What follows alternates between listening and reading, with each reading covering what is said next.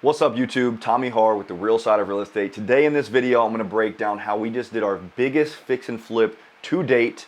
We made $165,000 on one single family house, and I'm going to break down exactly how we found it, how we funded it, the strategies that were involved to make that much money. And guess what? We only took 2 months purchase to sale to make that much money.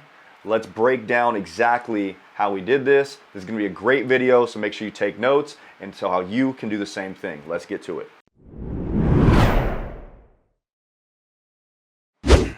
All right. So if you're looking at my screen right here, and I'm just going to start breaking down exactly from end to beginning how this deal went. So if you see right here, 8097 McKittrick Road in Plain City, Ohio. So this is in a nice suburb. It's actually Dublin. So Dublin, Ohio. If you guys are from Columbus, you understand where this is at. Very nice area. If you got a lot of money, you're going to be buying in this area. The local school district is really nice. And the cool thing about this house, which also was hurting us when we were trying to wholesale it, was if you look at these pictures here, 5,000 square foot house, 4.5 acres. So 4.5 acres.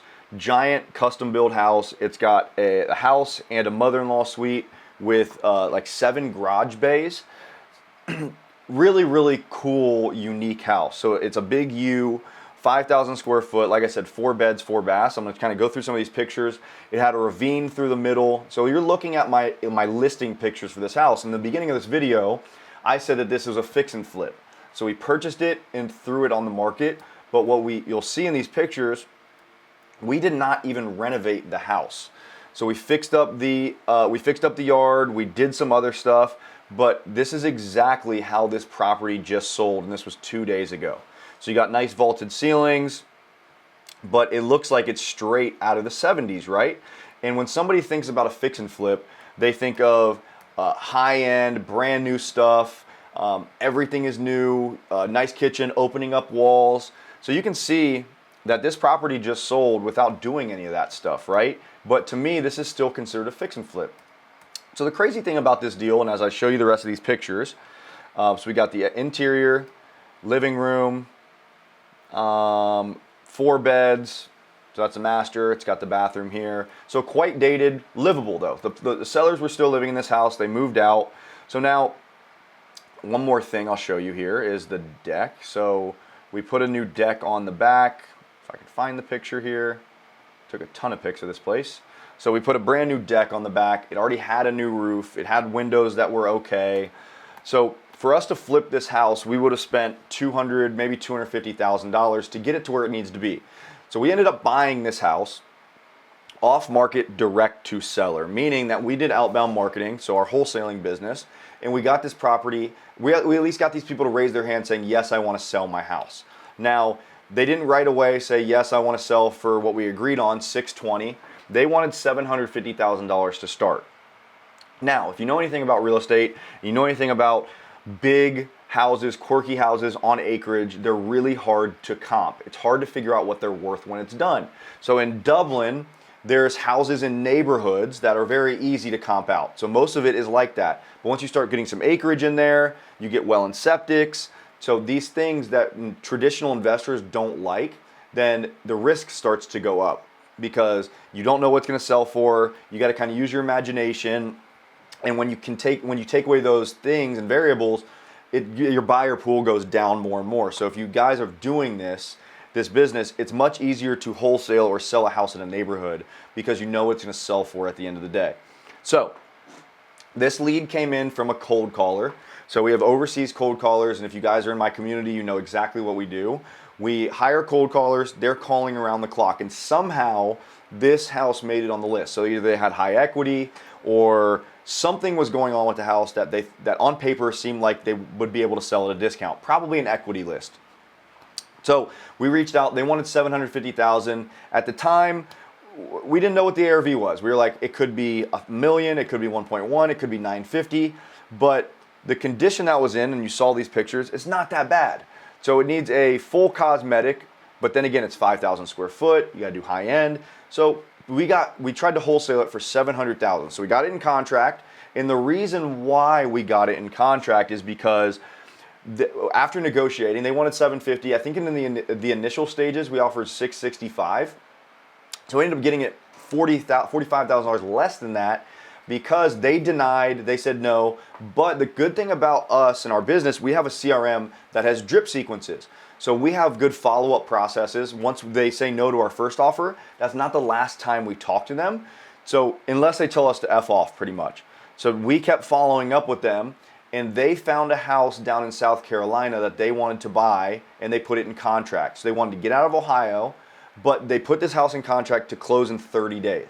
Now, if you know anything about real estate, you can't really just throw your house on the market and sell it within 30 days. They had a lot of debris, they had a lot of personal property, the house didn't show that well. So they came to the conclusion that they needed the solution that we had, which is selling this property off market and quick closing. So we agreed on a 3-week close on this property. So we put in contract for $620, and our first option with this house was to wholesale it. We tried to wholesale this house for $700,000, so an 80 grand spread we were comfortable with. We were like, if we don't make this, let's at least see what people are gonna be at. The best offer in that 2-week span of us marketing it was $645,000. We also actually had an offer from another investor for $530,000. So we did a walkthrough with somebody, they brought their contractor in, they came back and offered us $530 grand. So most people, if they're only wholesaling, they would have taken the $25,000 assignment and they would have been like, you know what, this is all I can get, it's a good deal. But I ended up walking the house, and I know construction, I know houses. You can't build something like this and this garage, which I didn't show you guys. So this garage right here with rough-ins for a mother-in-law suite, you can't build this for under $1 million at least, right? So that mixed with the school district and the acreage, I knew this house had value, but I didn't know what the value was. So I was like, you know what, let's take the risk. Let's buy this thing. And there's 3 strategies we can employ here. Number 1 is a full fix and flip. So we spend 250 grand fixing this place up and throwing it on the market for 1.3, maybe to 1.5 mil and seeing what happens. Now there's risk involved, there's a lot of time involved, there's a lot of capital involved. But we're not scared of that. We can raise money. If you know me and you watch my videos, you know that we raise a lot of money. Number 2 is buy the house, clean it out, and list it on the market, which we'll talk about that one here at the end because that's what we chose to do. And number 3, when you're taking risks like this, you have to think worst case scenario. So I talked to my business partner, Andy. I said, dude, what happens if we made the wrong decision on this? We looked at each other and said, well, one of us is going to move into that house then. So our worst case scenario with this house is we are going to renovate it, and one of us is going to move into it and have this amazing crib that, I mean, it's going to be expensive, but worst case scenario, we're going to keep a bunch of money in the deal and live in it, right? So those were our options. We weren't just going to take a loss on something like this, even if it came to that scenario. So out of the 3 options, we decided to do 1 and 2 at the same time. So what we did is we raised hard money and private money. I'm going to go to my project tracker right here. You got to follow me with this. So we bought for $620,000. The next thing we did was I got to decide how I want to fund this deal. So I could go to my private money lenders, maybe have a couple people lend on it, but I didn't want to do that because it would tap me out of like 3 deals worth with that private money lender or lenders in plural, because I'm buying houses for 200, 250, 300. Like today I just closed on a house for 190, rehab's 50, ARV's 330. Now, if I would have used these private money lenders' funds on this deal, I probably would have had to go find separate funds for these other deals I'm doing. So what I did was I went to a hard money lender. We used Kiavi, who's out in California. They lent us $450,000 for the purchase, and then they escrowed $170,000 for the rehab, meaning that I had to come up with $160,000 of private money for my down payment on this house. It was actually $170,000 on the HUD. So I had to then go figure out, okay, do I use my own cash? Do I raise more money? So we decided to raise more capital from a private money lender. We actually did a couple private money lenders still. So now I'm fully funded. So we used the private money as our down payment for the hard money. I actually raised $220,000 because the strategy was this. If I don't sell it as is for what I think it may be worth, we're gonna end up flipping this house. So I'm gonna need the capital anyway. And when you're using hard money, you're gonna have to pay monthly payments on that hard money. So I raised an extra 60 grand. Yeah, 60 grand. And that was going to be for two reasons. Number one, to do some of this renovation I was going to do in the beginning, and to service my debt that I was getting on the house. So I'm going to pay $4,000 a month to my hard money lender. And if I start flipping the house, I'm going to start shelling out cash. So it's me to be able to service the debt, and I have room on the deal. So now I raised a total of $680,000 for this house. Purchase, renovation, and then the hard money company escrowed the rest of that money. So if you're looking just at the end here, we ended up selling this house for $880,000. All we did was 25 grand of rehab. We cleaned it out, we cleaned it, and I replaced the deck on the back of the house. The deck was falling over, we replaced that. And when you're doing this, we call that a wholetail. It's taking a wholesale deal to retail.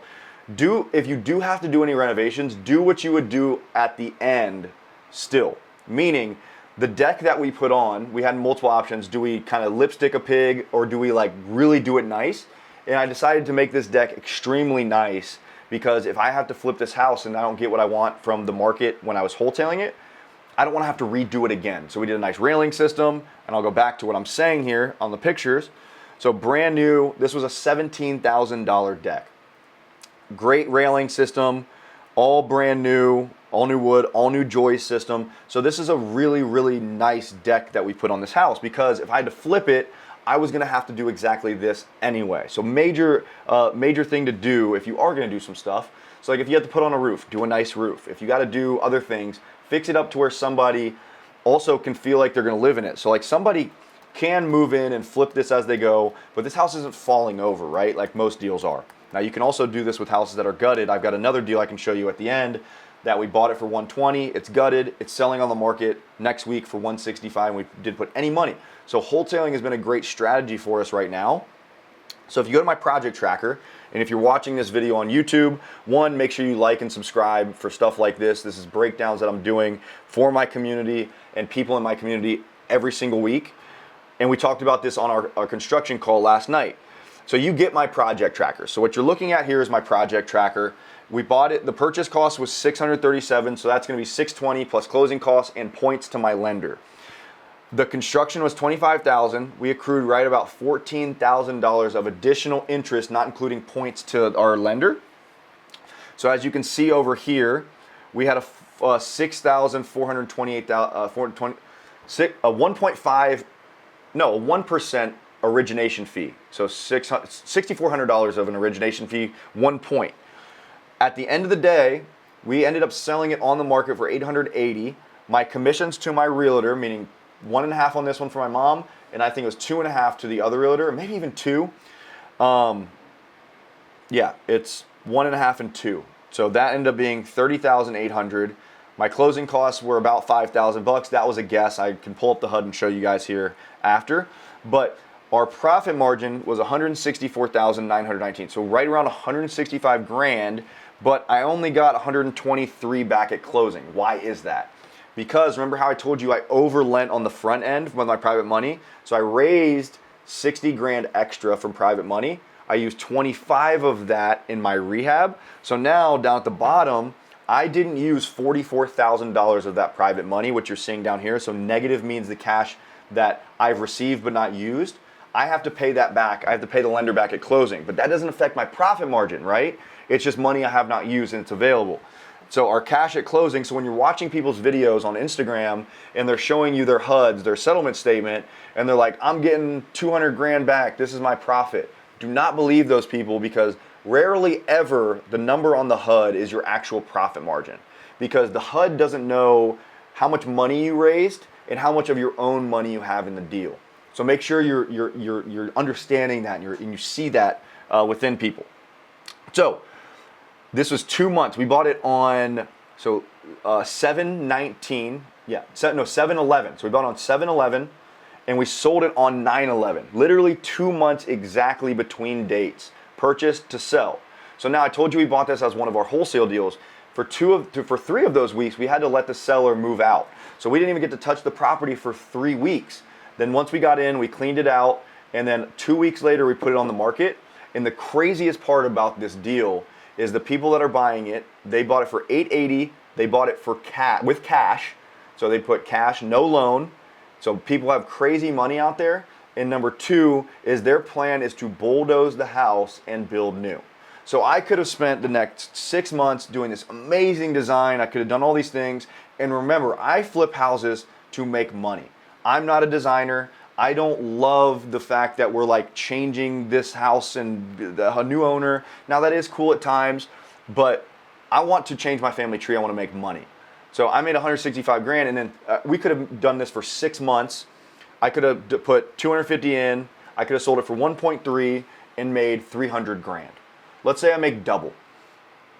Would you take double the money for the extra time and effort, or would you take half for literally barely any work, barely any time, very little stress?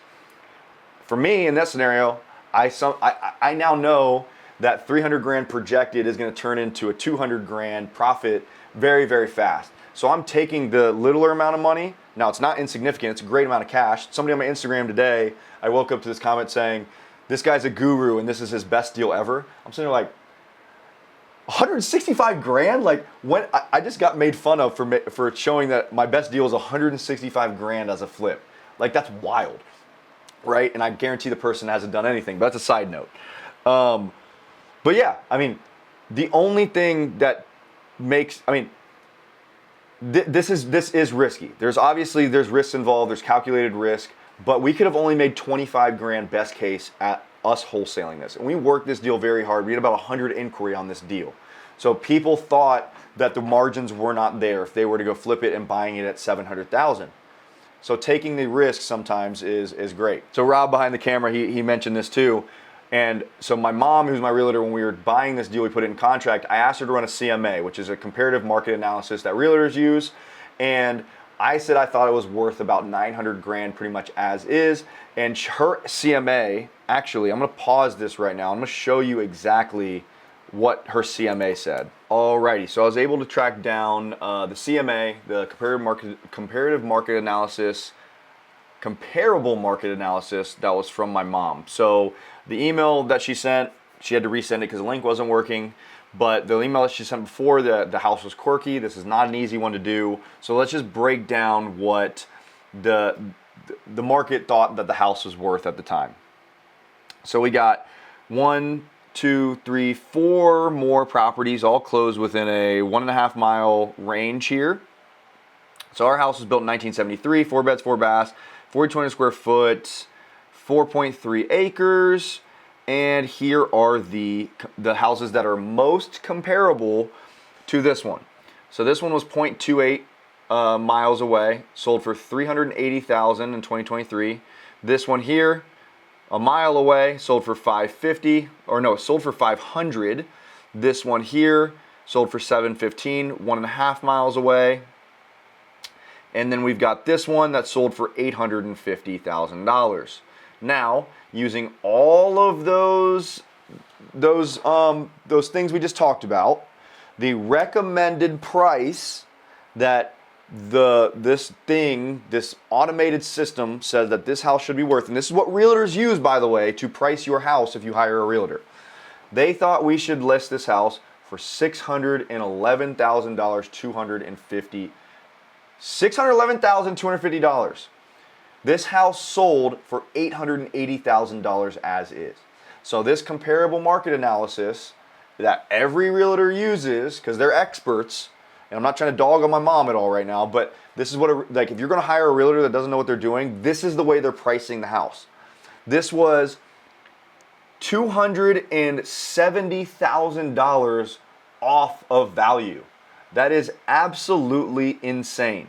So on the high end, the highest sold price from the CMA that it pulled was $850. It sold for higher than that as is. And some of those houses were already renovated. So something like this, I'll even just show you. This one here, 8266 McKittrick. If I pull it up on Zillow, and I've already seen it before, they're trying to rent it out, it's funny. That isn't gonna show. Oh, they got it up for rent now. I wonder what that's all about. That's weird. Oh, there's only 2 photos. So not great, not a great example. Let's pull up another one here. So let's go to this one here, 7050 Scioto Road. So boom, got a nice renovated house, great landscape, I'm assuming a decent yard, hardwood floors, opened up the walls. I mean, this is a nice renovation. You got tree bark ceilings, you got a nice island, you got a updated kitchen. So when we were looking at, but also when you're looking at comps, this clearly pulls up. But you got to kind of look at things. So 3-bed, 3-bath, this was a 1.5 miles away.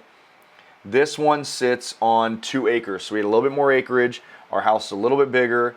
But at the end of the day, like, this could be a comp. But it also sold over a year ago. A year ago, the market was not that great. So did we take a risk on this property? Yes. Did it work out? Absolutely. So you got to take all these things into account, and you got to make your own decisions at the end of the day. Hopefully this video shows you that one, taking risks sometimes can be worth it. If you're a brand new flipper, I highly recommend not doing this. But if you're somebody that's done a few deals, you got some money, high risk, high reward. But I still thought the ARV in this house with 1.1 to 1.5 or 1.3 to 1.5, if we flipped it, and worst case scenario, me or my business partner Andy would have moved into it, whether our wives liked it or not. It's just the way it goes. So if you like this video, like, subscribe. If you guys want the systems I showed you guys, if you guys want mentorship from me, if you guys want to learn the real side of real estate, how to actually flip houses, this will probably be one of our best months ever, house flipping.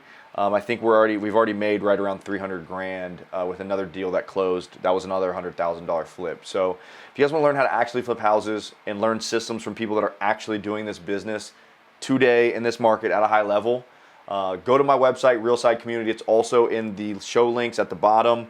Book a call with me. Book a call with me or Andy, and let's have a conversation. But if not, plenty of free stuff out there, plenty of great ways for you to learn at your pace. Like and subscribe to this channel, and you'll get it every single day. Let's get it.